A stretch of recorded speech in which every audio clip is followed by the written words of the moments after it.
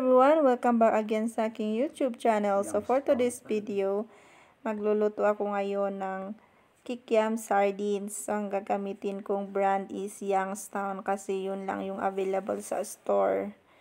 Ayan, so binili ko yan ng 28 pesos. Ang mahal-mahal nang doon yan is mga 15 pesos lang, di ba? Pero ngayon sobra na. Sana yung pagbabagong sinasabi ni Char. So, ayan, isusunod na natin yung itlog. So, ihalo lang natin yan ng mabuti. Tsaka yung sardines pala kanina is, pitpitin nyo ng maigi. Ayan. So, kaya, isusunod na natin yung sibuyas na dinikdik ko lang naman. Ayan. Kung wala kayong sibuyas, pwede nyo gamitin yung mga pampalasa, katulad magic sarap, or ginisa. Ayan. So, sinunod ko naman yung bawang. Tapos, paikot-ikutin mo ulit. Ayan. Tapos, nilagyan ko ulit ng 2 teaspoon ng soy. Ayan. So, inihalo mo na yun. And then, nilagyan ko ng kunting patis. Ayan. Tapos, paminta. At saka ko inulit-ulit na pinapaikot, katulad ng paulit-ulit na pagpapaikot niya sa iyo. So, ayan, sinunod ko na yung ating baking. Ayan. So, ihalo mo lang ng maigi. Siguraduhin nakahalo yan ng maigi. Ayan. And, syempre, ang ating harina. Harina ang gamit ko dito, hindi all-purpose flour kasi walang available dito. Alam niyo naman dito sa bundok, wala talagang kulang-kulang yung nandito na paninda. Ayan. So, yung flour na lang. Pagtsagaan natin kung anong meron. Basta at least is maganda yung kakalabasan. Ayan. Okay. So, ulit-ulitin lang natin lagyan ng flour yan para makuha natin yung consistency. O diba? Consistency na gusto natin na dough. Ayan. So, ganyan natin. Ihalo ng mabuti para magkahalo-halo lagi. Kapag kulang pa rin, is imasa na natin. Ayan. So, masahin natin. O, diba, wala akong gamit na gloves na plastic. So, yan na lang ang ginamit ko. Diba? Maraming paraan talaga kung kulang. Kapag walang gamit, maraming paraan dyan. Ayan. So, minasa ko lang yan hanggang makuha ko yung consistency na gusto kong dough. Ayan, so, ganyan lang. And then, lagyan lang natin ulit ng ating flour. So, ayan guys. Ganyan yung gawin nyo. Sige, masa pa. Ayan.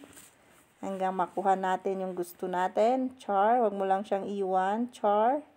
Ayan, so, ayan. Pagtsagaan mo lang siyang, imasa-masa.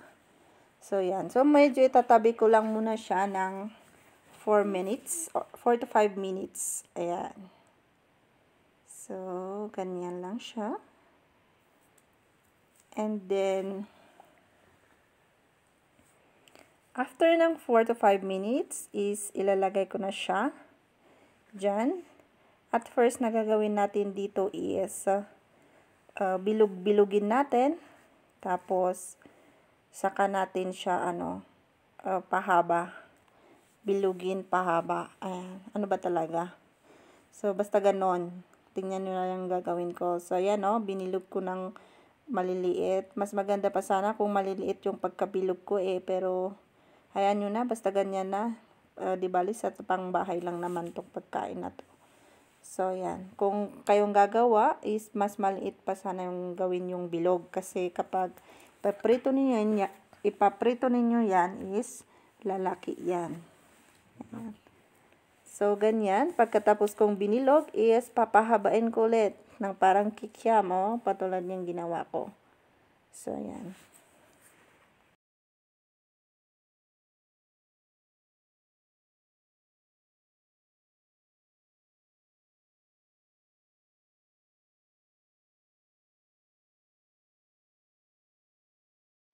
So, atin nang peprituhin. Ayan. So, dahan-dahan lang sa wala kung anong gagamitin kong sandok dyan kasi lumidikit. Kaya yung kamay ko na lang, nilagyan ko ng kunting harina para hindi didikit.